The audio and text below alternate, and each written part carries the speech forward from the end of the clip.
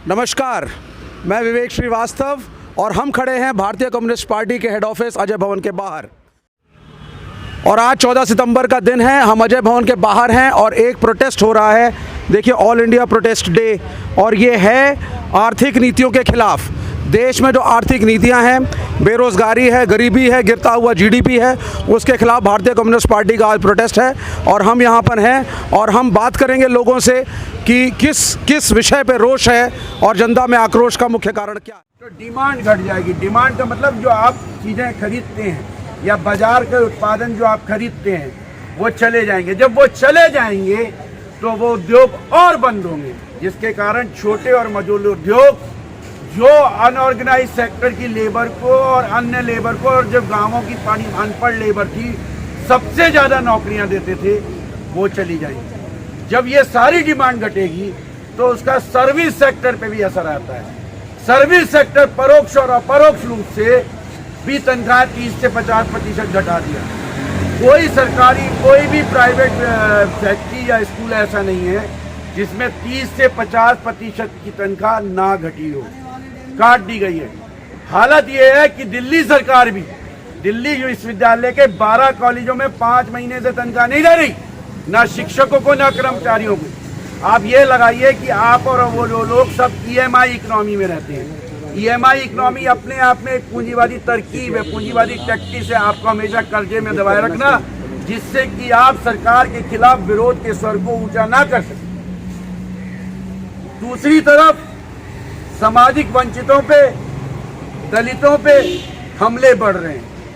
तीसरी तरफ ना सिर्फ इकोनॉमी की बुरी हालत कर रखी है, ये सरकार दिल्ली के दंगों में आपने देख लिया किस तरह से एक तरफा पुलिस की जांच कर रही है और उन लोगों को गिरफ्तार कर लिया जिन्होंने सीएए और एनआरसी के खिलाफ प्रदर्शनों में भाग लिया या उसका नेतृत्व प्रदान किया, चाहे वो सीपीएम के जनरल सेक्रेटरी हो, अपूर्वानंद हो, जयंती हो, स्टूडेंट लीडर्स हो, यूथ लीडर्स हो।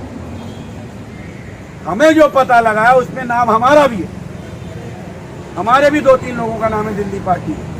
हम उसकी चिंता नहीं करते, जो होगा देखी जाएगी। लड़ाई होगी तो लड़ाई तो करनी है। मोदी सरकार ने इतना ही नहीं किया, बल्कि जीडीपी गिरने के कारण जो अर्थव्यवस्था की बुरी हालत थी, उससे राज्य के और देश के संघीय ढांचे पे भी हमला किया। फेडरल करेक्टिव पे राज्यों को जो उनकी चीजें मिलनी चाहिए थी, उनका पैसा मिलना चाहिए था, नहीं दे रहे। और अब राज्यों से कह रहे कि तुम कर्जा ले लो। अरे तू कर्जा ले, तू दे कर्जा लेके राज्यों को। राज्य क्यों लेंगे? तुमने कहा था कि जब जीडीपी वो जीएसटी लागू होगी तो 5 साल तक जो भी डेफिसिट होगा वो हम देंगे। दूसरी तरफ कोरोना महामारी में असफलता तो है ही सरकार की। एक नया सरकारी हॉस्पिटल इस सरकार ने नहीं खोला 6 महीने में। एक नया सरकारी मेडिकल कॉलेज 6 महीने में नहीं खोला। एक नई सीट सरकारी मेडिकल कॉलेजों की नहीं बढ़ाई। तो आगे आने वाली महाविपदाओं में डॉक्टर और नर्सिस कहाँ से मिलेंगे, आप मुझे बताइए। और दूसरी तरफ सेल लगा रखी है, एयर इंडिया बेच दो, रेलवे बेच दो, एलआईसी का शेयर 25% बेच दो, बैंकों का मर्जर कर दो, डीआरडीओ को बेच दो, डिफेंस प्रोटेक्शन को बेच दो। किनको बेचो? उन पूंजीपतियों को जो इनको चंदा देते हैं, जो इनके दोस्त हैं। खुला नंगा नाच कर रखा है। और सरकार रेलवे बेचने का नतीजा आप देख रहे हैं कि दिल्ली में सुप्रीम कोर्ट से जाते हुआ जज अरुण मिश्रा से निर्णय दिलवा दिया कि रेलवे लाइन के आसपास जो झुग्गियां हैं वो 48,000 झुग्गियों को तोड़ा जाएगा। परसों हमने वामपंथी पार्टियों की मीटिंग की थी और उसमें निर्णय लिया है कि पूरी दिल्ली में पोस्टर लगाएंगे, पर्चे बांटेंगे, इसकी इजाजत नहीं देंगे। और 29 तारीख को हम एलजी के यहाँ प्रदर्शन भी कर रहे हैं 11 बजे, जिसमें आप सबका अनुरोध होगा, उसमें आइएगा। वो 48,000 झुग्गियां नहीं है, वो ज्यादा है। इन्होंने बहुत पुराना सर्वे दिखा रखा है। वो झुग्गियां बैठेंगी, कम से कम 6 लाख लोगों पर असर आएगा उसका। पहले ही गरीब आदमी बड़ी मुश्किल से एक छोटा सा घर बनाता है, रोटी उसको मिल नहीं रही, रोजगार उसको मिल नहीं रहा, घर भी बजा रहे। ये रेलवे लाइन से हटाने का खेल आप जानते हैं क्या है? ये अडानी और अंबानी जो ट्रेन की प्रीमियम ट्रेन खरीदना चाहते हैं, ये उस रेलवे ट्रैक के आसपास अपने माल बनवाएंगे। ये उस रेलवे ट्रैक के आसपास अपना कमर्शियल गोदाम बनवाएंगे, उसका किराया कमाएंगे। ये एक नए सामंतवाद का आगमन है। ये न्यू न्यू फ्यूडलिज्म का आगमन है, जिसको हम हिस्ट्री में भी पढ़ाते हैं, पॉल प्राइस में भी पढ़ाते हैं, इकोनॉमिक्स में भी पढ़ाते हैं। तो इसके विरोध में भारतीय कम्युनिस्ट पार्टी ने पूरे हिंदुस्तान में आज विरोध प्रदर्शन किया है। हमें बहुत खुशी है। हम इस प्रदर्शन को जंतर मंतर तक करना चाहते थे। मैंने जॉइंट कमिश्नर दिल्ली पुलिस नई दिल्ली को फ़ोन किया था। प्रॉब्लम आई है वो जो एकक का एक प्रदर्शन हुआ था, उसमें जो आशा वर्कर्स आई हैं, उसके बाद वो हम पे विश्वास करने को तैयार नहीं है। उन्होंने कहा सर आप 21 तारीख से तो अलाउ करेंगे, आप प्लीज़ इस बार एक्सक्यूज कर दीजिए। हमने चल ठीक है, तो हमने अजय भवन के बाहर कॉमरेड डी राजा से पूछताछ किया।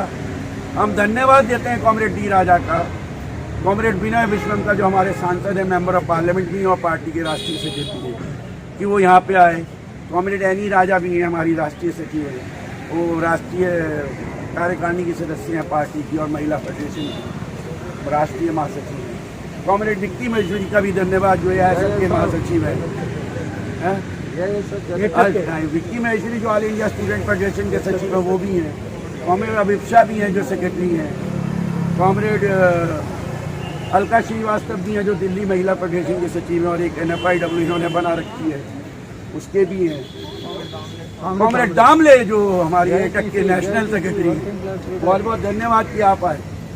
सो कॉमरेड में सबसे पहले you have to go to parliament no मैं सबसे पहले कॉमरेड डी राजा जो हमारे राष्ट्रीय महासचिव हैं वो आपको संबोधित करेंगे। उसके बाद कॉमरेड विनय विश्वम संबोधित करेंगे, दोनों ही अंग्रेजी में बोलेंगे। ठीक है, तो समझने की कोशिश कीजिएगा, कुछ प्रॉब्लम होगी तो फिर हिंदी में ट्रांसलेट